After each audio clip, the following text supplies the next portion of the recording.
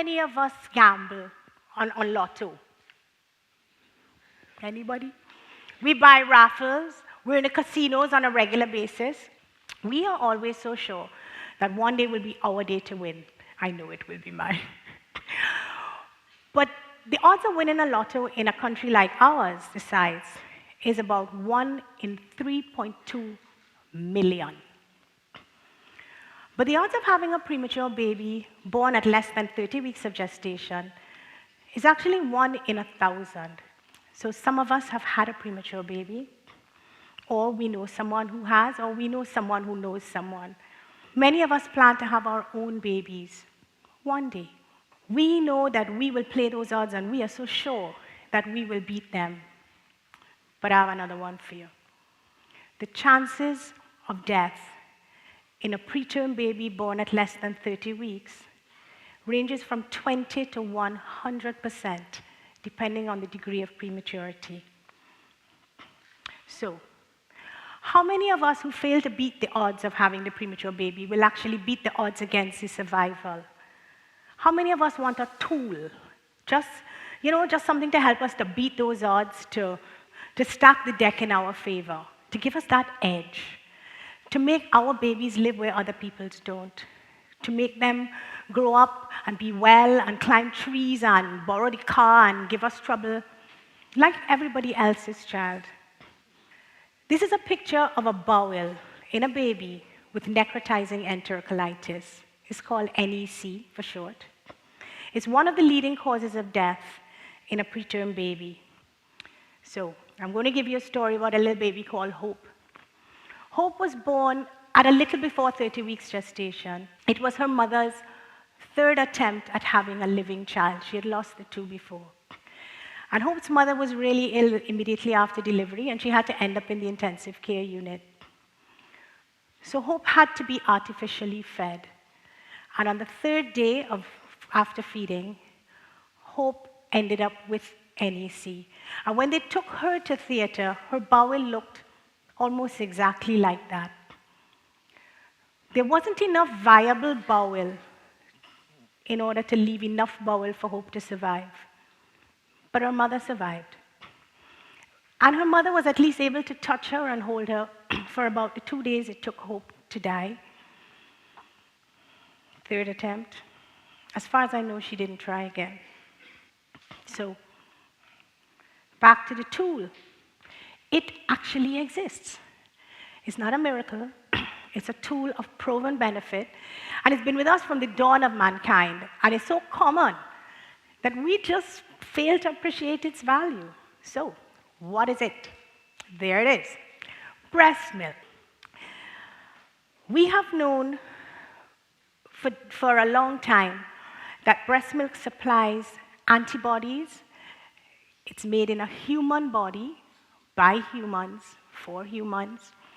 Those antibodies give us protection for our babies against every single infectious disease that we have ever had in our lifetime, from birth to delivery. It's easily absorbed.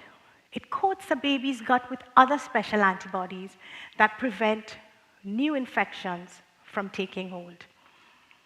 It contains special hormones and enzymes that are important for the optimal development of a human brain and organs. Not to mention, it'll grow the baby just like anything else. We've known for decades that feeding human milk to premature babies decreases the risk of NEC. And NEC is a complication that actually occurs in every single neonatal unit in the world. We get maybe 17% of babies affected with NEC who are formula fed. They will die. And we compare this to 1.5, 17, 1.5, 1.5% of infants, preterm infants, who are in a study group who are similar size and degree of prematurity, who are exclusively breastfed. That's the mortality in those babies.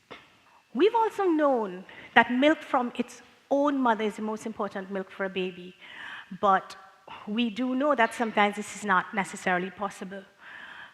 But we also know that milk from any mother is going to improve the outcome far beyond what formula can do. We know too from US studies that feeding preterm babies exclusively on breast milk can, by reducing the risk of NEC, cut the cost of care of these infants by $300,000 per baby. So I worked for many years in pediatrics and neonates, doing my specialty training and interacting with mothers whose babies lived and died on a neonatal intensive care unit. And it was always difficult to reconcile the differences in outcome between babies whose mothers were able to pump and supply breast milk and those who were exclusively formula fed. We knew then that we had to find a way of formally accessing breast milk in Trinidad and Tobago that could be used to help these vulnerable babies. We saw the benefits to the psyche of the mothers who had unofficially donated milk on the unit, as well as to the mothers whose babies received milk. And so we knew there would be benefits for recipients and donors alike. We kept promising the mothers of babies who were dying, and we kept promising the mothers who were dying to donate that someone would do something soon. So we talked and we talked and we bandied the terms about human milk bank, HMB. We thought we sounded real cool. We thought that by speaking it, we could make it come to fruition. But we waited, and we waited on that someone. So fast forward 25 years. It finally dawned on me that someone would remain no one, as it had been doing, until one person, or two or more, got up and actually started, just started. We knew then, as we know now, that just starting was important. We got together. One, I started, more joined, and the gauntlet was picked up. And so here's the story. Historically, human milk from a mother, a woman, other than a biological mother, has always been fed to their non-biological child. From wet nursing within a family, to wet nursing as a profession during the times of the Roman Empire, to forced wet nursing during slavery, the value of another woman's milk has never been questioned. The introduction of cow milk-based infant feeding, coupled with the changing economic situations across the world in times of industry and war, led to increasing industrial employment for women and the phasing out of wet nursing as a viable form of employment. However, in Austria in the early 20th century, they decided that there had to be a way of providing human milk to infants so that they could have the benefits that they needed to have without their mother breastfeeding them. And it was going to be a better benefit than the formula. So the first human milk bank was born. So it opened in Vienna in 1909. And the concept of human milk banking spread from Vienna slowly across Europe, across the North and South America, to Brazil. It reached its zenith in Brazil. Brazil, through legislation, has more than half of the breast milk banks in the world at 200 plus. They have, through breast milk banking, decreased their child mortality rate by 2/3. And they do this with limited resources. They are not first world. So, what is a human milk bank? Well, we have blood banks, we have tissue banks, we have sperm banks, so why not milk banks? A breast milk bank is a service that collects, screens, processes, and dispenses human milk that is voluntarily donated by nursing mothers who are biologically unrelated to the recipient. A mouthful, but there it is. WHO and UNICEF state that if an infant cannot be breastfed by his mother, the absolute first alternative must be human milk from another source. That's WHO and UNICEF. Once we don't have milk banks, then we are going to continue to formula feed our highest risk, most vulnerable babies. So, why do we need a human milk bank? Duh. We just went through the picture of the benefits, but on top of that, babies have improved cognitive function, preterm babies, when they're fed human milk. And that simply means they are brighter. They have improved visual function, and they have decreased chances of retinopathy. And retinopathy is something that affects, that damages the retina, and as with Stevie Wonder, it causes blindness in babies who are preterm. What do we need? Well, we don't really need that much. We have to have the infrastructure, so we need a space that is large enough to provide privacy for nursing mothers so that they can pump and store the milk. We need space for technical staff, administrative staff, equipment, and a space to teach mothers about pumping and storing breast milk. And that's about 250 square meters. Not much. What kind of equipment do we need? We need a pasteurizer to pasteurize the milk. We need fridges and freezers, maybe 2 of each. We need autoclaves for sterilizing bottles. We need milk pumps, containers. And if we have extra money left over, we can have a milk analyzer that tells us which milk is highest in fat and protein, so can go to the absolute most vulnerable babies. This is not a lot of cost. Who gives this milk? The milk has to be voluntarily donated. In every country that has breast milk banks, it is voluntarily donated by nursing mothers who have enough milk for their own child.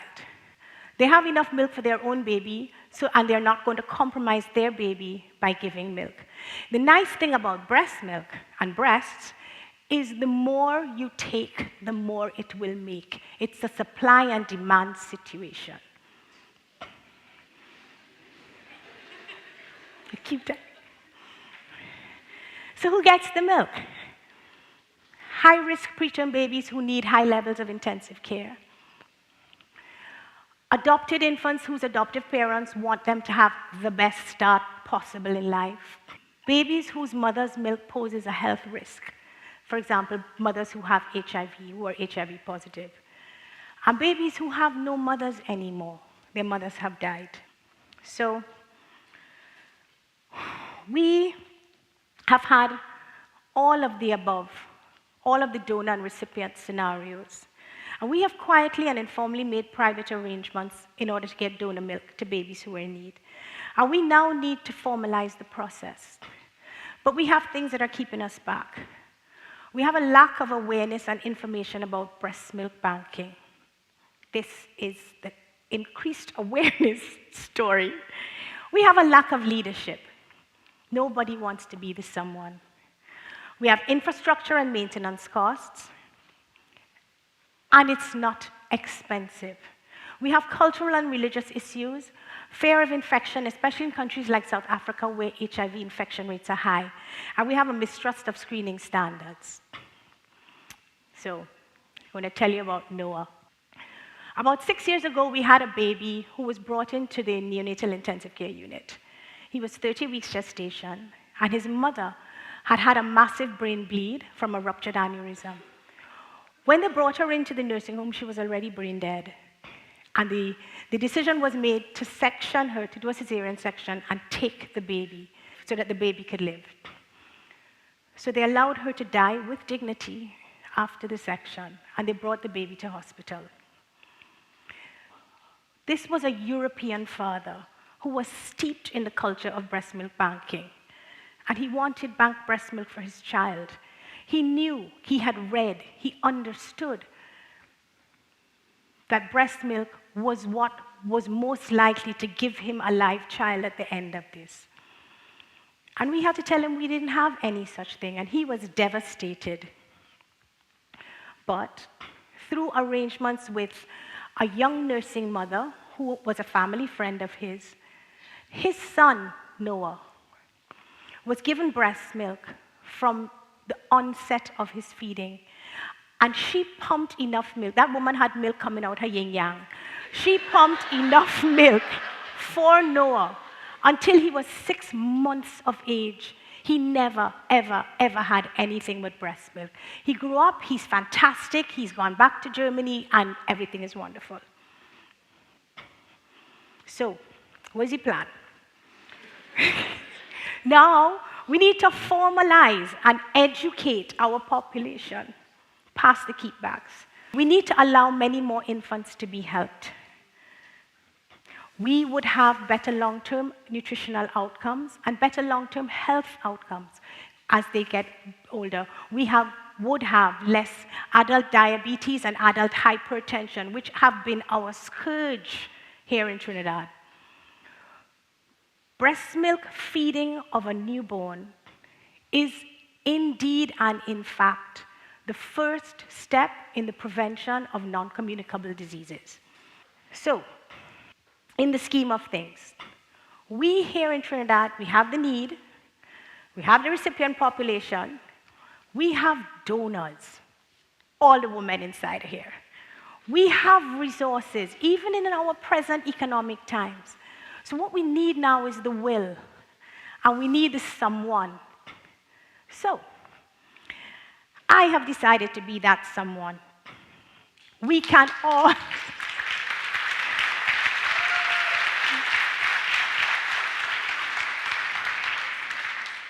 We can all be the someone. Me, you, everyone.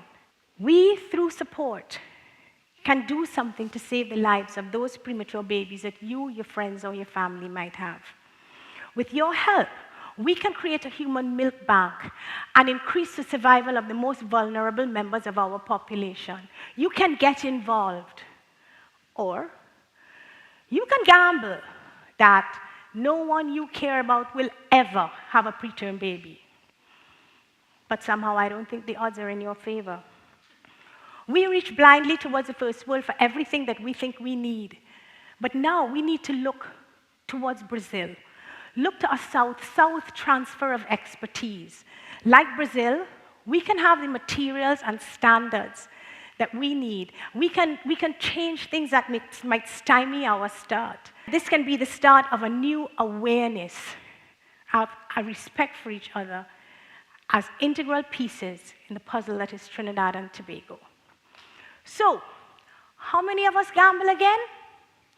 And by the way, the baby from the first picture, that's her today. She's beautiful and wonderful. Thank you.